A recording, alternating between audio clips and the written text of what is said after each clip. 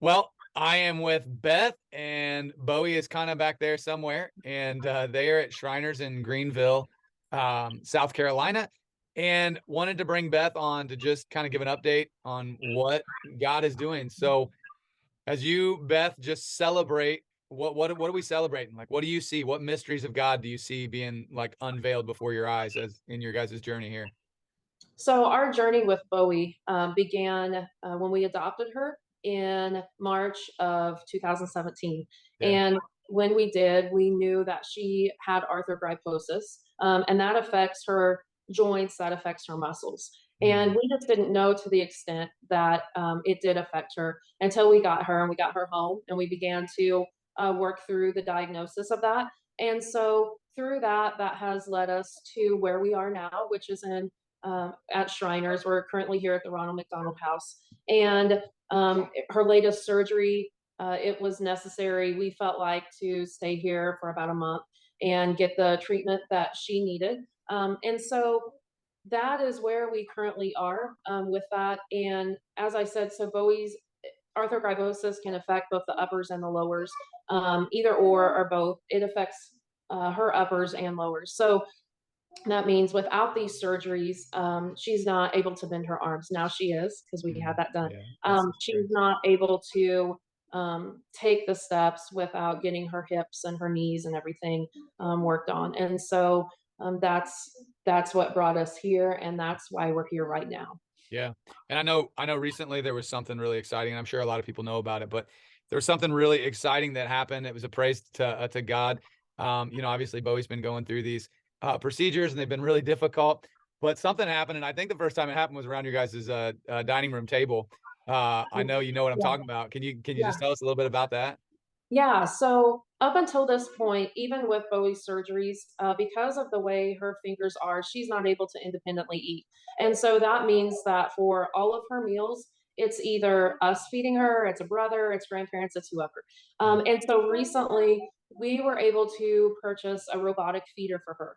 And Mm. so that means that we get her food ready, and it's anywhere from spaghetti to chicken to meat to cereal she can have with liquid on it, and she is able to sit down, she chooses what she wants, and she feeds herself with it. And so kids, as you can imagine, whether you're younger or you're older, every meal, if you're at home, you're at school, you're with friends, somebody has to feed you that. And so the That would be dignity, tough.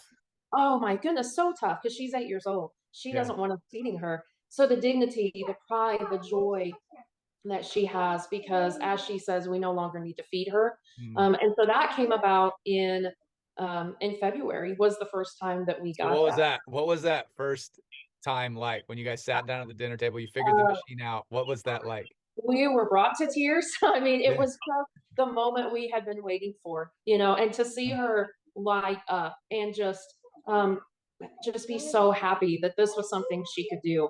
It That's just, incredible. we knew that it would mean a lot, but I didn't realize how much it would mean to her. And Right. then to us to be able to see that with her. Well, yeah, So, and I mean, I don't think,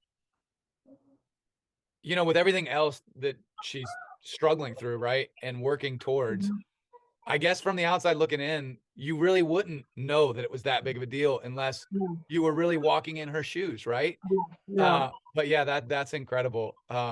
So through seeing God provide in, miraculous ways, in that part of your guys' lives and Bowie's life, I know, we talked about mission being something that could be and should be, but isn't, right? And Mhm. it's just as we look out in the world, we look for opportunities, we look for things. Okay, God, how do you want us to partner with you? Like, how do you want us to be on mission?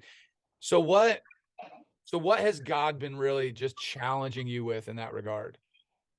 Okay, so before we came here, it was a prayer of mine to be able to see God just around me, to see opportunities. And because it's really easy to come here and it's easy to miss your family back home, like how much, that Bowie and I miss Brad, the boys. It's Mhm. easy to just get wrapped up in being away from our church family and not having the just the everyday communications we have. And it's also really easy. I mean, we're going all day to these therapies and appointments, and to get so wrapped up in what we have to do and what we need to accomplish that to forget to look up and see that God's working. And Mm. so when we got here, I was very quickly able to meet two moms with their boys. And these boys are both 7. And they've both either through insurance been denied of this, or one's from Mexico. So the resources just are simply not there. Right. And I was You're talking about for these feeders.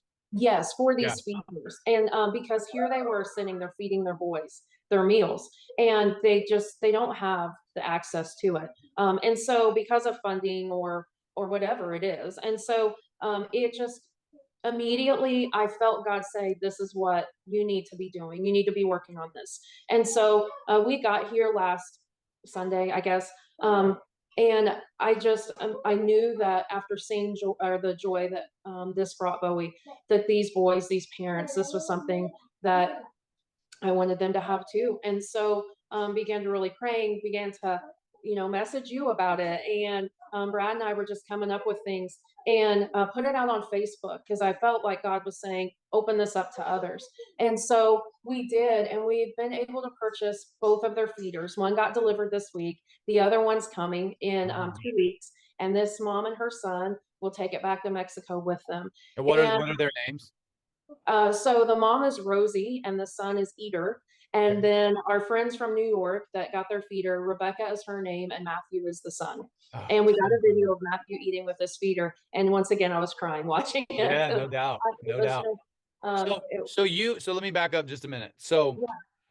you've been down there at Shriners at the Ronald Mhm. McDonald House. You're going through obviously your own situation, right? I mean, Mhm. because obviously, I mean, this is like a 24/7 thing that you're doing down there, Mhm. right? Mhm. And so you really just felt God saying, "Hey, get your eyes open and look for those Yeah. around you that might have needs, that you can be, Yeah. God's hands and feet, that you can serve them." And so Mhm. God put these two families in your life, Yeah. and you fast forward really quick, but it was, "Hey, God, I think we need to be a part of providing Yes. Yeah. feeders for Yes. these families so Yeah. that they can experience the blessing that you guys have gotten to experience with Bowie, Yes. through these feeders." So obviously this is a mission that God's put on your heart. And I know in our Yeah. conversations, it's something that you're very passionate about. And obviously God has really softened your heart for these other families because, you fell in love with them and they're Bowie's friends too, right? Yeah. These two boys, and it's just like they have that common sharing in this Mhm. struggle, right? Mhm. So, so how, so what does that look like for other people? Hi Griffin, we're in the middle of something. Can you leave? Hey, I Griff. don't know how I'm gonna cut that out. It's all good. So, so who who do you need to like who has God said, hey, because obviously there's lots of things like God puts something in our life and it's like, okay, why, hey, I could do this. Like, but I think the point is that God wants us to do things together, like as a Yeah. family, right? Yeah. So what does that look like for this mission that you feel like God has called you to? So what we decided to do is to be able to continue this on, we wanted to start an organization. We're just in the very beginning of it, but and we decided on Bowie's Helping Hands, Hmm. and through that, I was talking to April Saliba this week, and needing a website created, and we're going to have a dinner on June 25th. June 25th. Okay. Yeah, to get people in on this. And this is so much bigger than what we can do. This isn't just our family. This Mhm. isn't Brad and I need help with a website. I'm not a creative person. Kaya is going to take pictures of Bowie. Yeah. And so just being able to contact people, and it's been that way through this whole thing, how God's provided. If I need Burke picked up from somewhere practice, I can call whoever, and the response I get is no problem. It's Yeah. taken care of. Yeah. For the guys not to eat frozen pizza rolls and peanut butter and jelly for supper, we've got people cooking for them. We've Yeah. got people lifting us up in prayer all the way through this. And so with this, we knew right away we need our family, meaning restoration, to come along with us Hmm. and to help get the feeders in these kids and these families' lives. And Yeah. so that's where the challenge has also been of maybe this is a need we can truly see. And you all aren't at the Ronald McDonald House. You're not at Shriner seeing these kids all the time. But a way to be able to serve with us is Yeah. making desserts or whatever it is, Yeah. just getting everybody. And so that is a way I feel like that God has challenged me to through her journey and through her arthrogryposis, and it'll continue. But thinking okay, so God, how can we serve you in this? And how can we respectfully tell the story of what you're doing through Bowie's life and how you've perfectly created her?